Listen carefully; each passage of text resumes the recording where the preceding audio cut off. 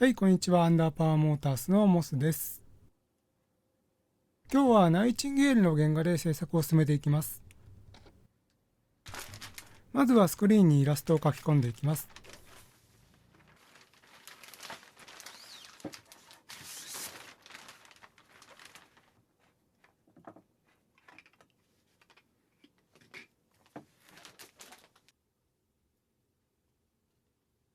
はい、これでスクリーンが出来上がりました。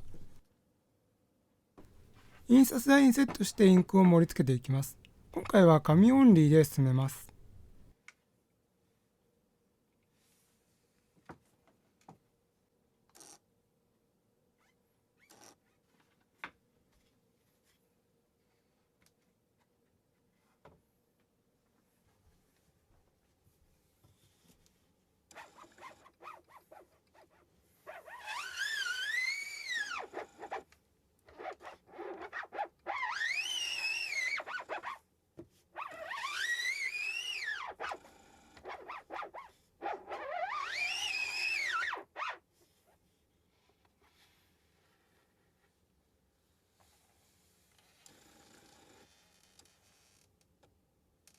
一度印刷してみてインクの濃度に問題がなければここで紙を引き上げます。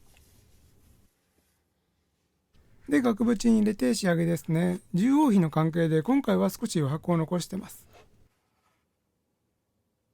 で、額縁に入れたら壁にかけて出来上がりです。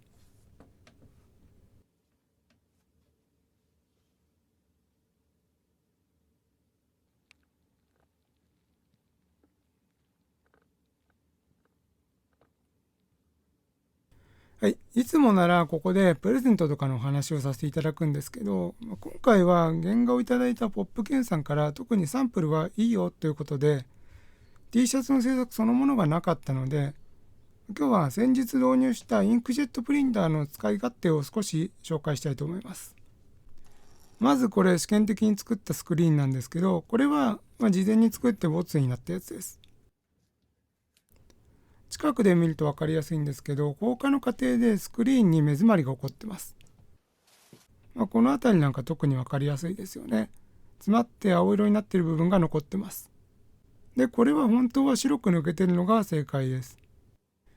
インクジェットの方がやっぱりレーザーよりも遮光性が少し弱いみたいで、同じ手順で硬化させると目詰まりがいつもよりも多く出てきます。これは洗浄時にきちんと除去する方法があるんですけど、手間はその分かかります。あとここですね、インクが欠けてしまっている部分があるんですが、これ実は僕の指紋がここに映り込んでます。